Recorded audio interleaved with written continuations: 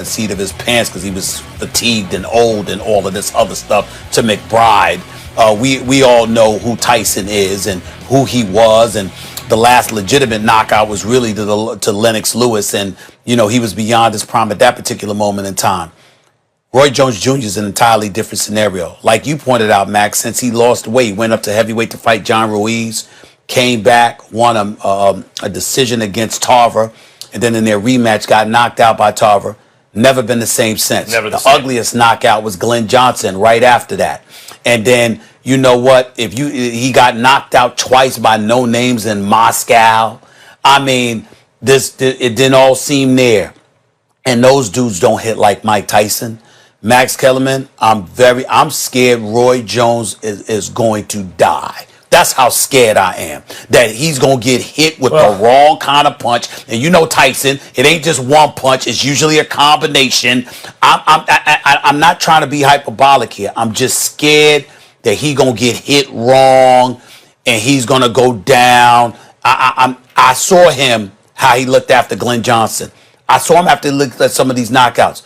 I don't like this for Roy Jones. I'm scared to death for my brother. I don't like the fact that he's fighting this at all. I'm totally against this. I don't even think this should be sanctioned. Not that it is. I mean, you know what I'm saying. Well, I don't even like it.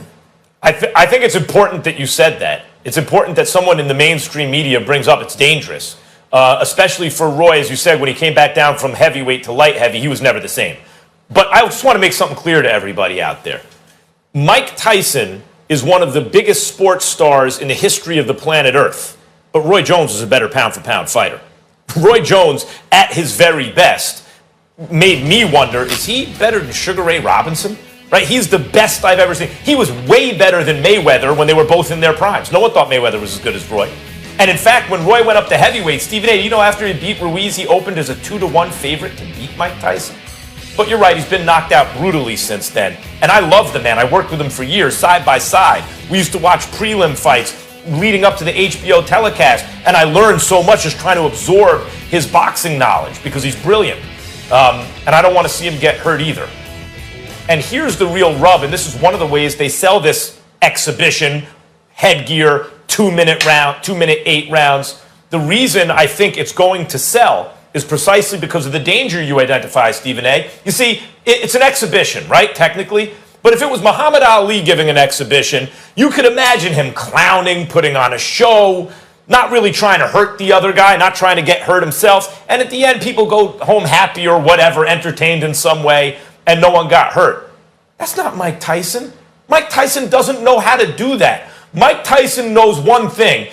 Ding, ding, round one. And as he said after he knocked out Jesse Ferguson with the uppercut, he's trying to push your nose bone into your brain. Mike Tyson is in the hurt business, and he's a naturally much larger man than Roy Jones. For that reason, I do think there is real danger here, and I think that that's one of the reasons it's going to sell, and it's a good thing that you brought it up, because as I said, I also feel that, and I love the man. I love Roy, and let me say one other thing. Had Roy stayed at heavyweight, I think those 2-1 odds to beat Mike Tyson back then were justified.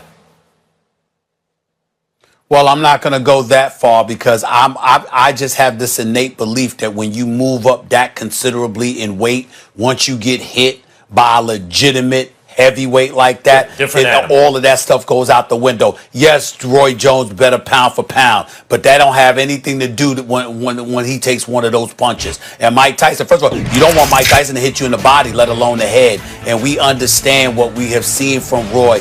I literally was begging. I came on national TV. I called some of his boys. I begged, don't do this. Don't fight this. I am scared as hell for Roy Jones. And I hope that if he gets hurt, you know what? Just go down. Just go down, bro, and stay down until the fight's over. It's an exhibition. Don't do this. Don't go in there and try to slug with because you're gonna run all 8 rounds. Do whatever you got to do to stay the hell away from him. And if he hurts you, just go the hell down, because I am scared for the residual effects that will happen to Roy Jones Jr. I'm scared as hell. One thing that might make you feel a little better, and it's the reason you usually hear about tragedies in lighter weight divisions, it's usually not one punch that does it. afterward, right? When you hear about the really bad stuff, it's usually an accumulation of punches. And it's hard to imagine if Tyson wins, it's going to be from an accumulation of punches because he hits so hard. If he wins or if he knocks Roy out, it's likely to be from one punch, which actually mitigates the damage after the fight. Listen, I After can't what wait we to saw watch. happen to Listen, Roy guys, Jones, I wish we could be there. A simple combo is all that it will take, Max. A simple combo is all that it will take to do Bye, that everyone. damage. Have a safe I'm weekend. worried. We'll see you Monday. Scared Guys, as we'll hell. talk about it Monday. Looking forward to it. Bye. All right, now let us say hello to one of the most talked about men in sports today. Why? Because he is returning to action this Saturday on pay-per-view in a fight that everyone's been talking about for the last few months. He is the one and only, the inimitable, the often imitated, never duplicated. He is Kid Dynamite. He is the baddest man on the planet. He is the one and only. Ariel, you're running it down, huh? Yes. Thank you. Mike, what an honor this is. And here we are just a few days before your highly anticipated return against Roy Jones on Saturday at the Staples Center. I have to ask you this, Mike, right off the bat. You know, your last fight was 15 years ago. It was over 15 years. It's been over 15 years since you were last on a Mike Tyson fight week, right? Yes. Approaching. What is going through your body? What is going through your mind as you're approaching weigh-ins, fight night? You haven't been in this spot for 15 years. I noticed the difference. It's a difference. I noticed the energy is totally different. You can't ignore it. Subconsciously, you can't ignore it. It's just to be dealt with. What is it? Could you describe that energy? Like, what's the difference? I don't know. It's the equivalent to both being serene and quiet, but still lit up like a Christmas tree. Did you miss that feeling? I don't know. Sometimes I do, sometimes I don't. But it's really, I'm vibing with it pretty good, yeah. Okay. You know, throughout the past 15 months, or excuse me, years, as you've talked about your career, at times you've said you didn't like the old Mike, right? You didn't want to romanticize. Well, that was all about making me happy, and the pretty girl and the Rolls Royce and the new house, that didn't make me happy anymore. So I had I said I can do this and I can help people. We can open up grassroots charities and we could do things to improve humanity. So I'm wondering, do you like this version of Mike Tyson? Big time, 100%, because it's not all about Mike. Before it was all about me and my feelings, and it had to be me. And sometimes the party's cool without you. When you have to learn, I truly work on liberating myself from myself. When you left the ring that night against Kevin McBride over 15 years ago, if I would have told you that in over a decade you would fight again, would you have believed me? Not in a million years, no. Who was that guy back then?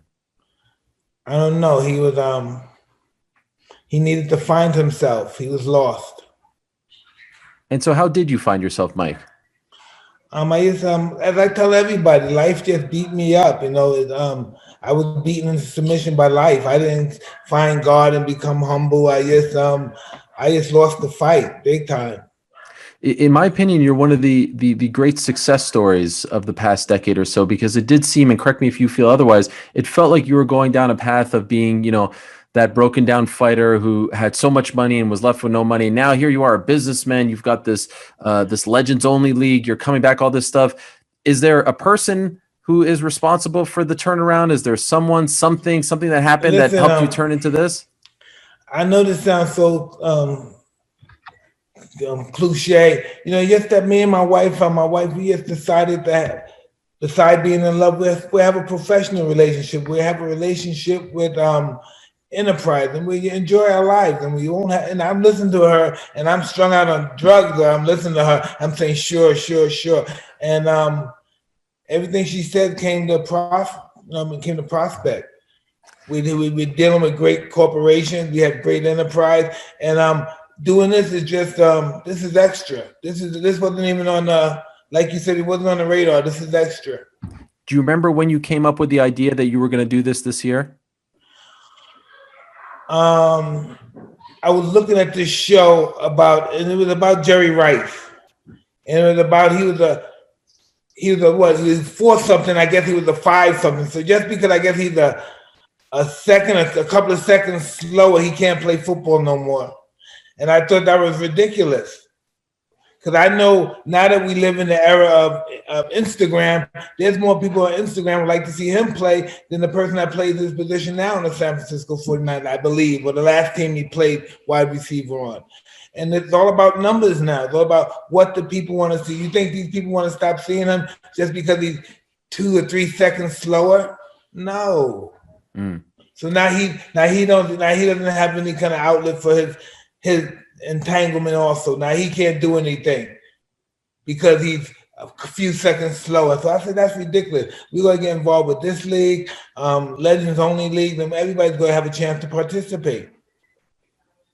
And it's interesting. Speaking of Instagram, you kind of came out of the darkness at the very beginning of this pandemic, right? We're all starving for sports. We're nostalgic. This Michael Jordan documentary is airing on ESPN, and here's Mike Tyson, one of the most known figures in the history of sports, coming out and hitting pads and looking the way you do, and the internet exploded. Were you surprised by the reaction to even like an 8-second clip? That thing was passed around and viewed by millions of people. Hey, listen, 2.5 billion impressions can't be lying, okay? So I said this is something that would be really awesome. How many people could benefit from this? And I imagine if other people do this. If they say, what, Mike's doing it, I want to do it too. And they do it from a charity perspective. And it's not giving much of your time either. It's really not giving much. It's just all about cooperating.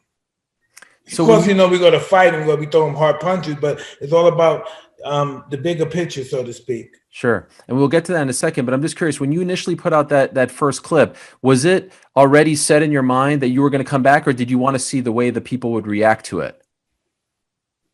I never thought, no, I wanted to see the way the people react to it. Subconsciously, yes.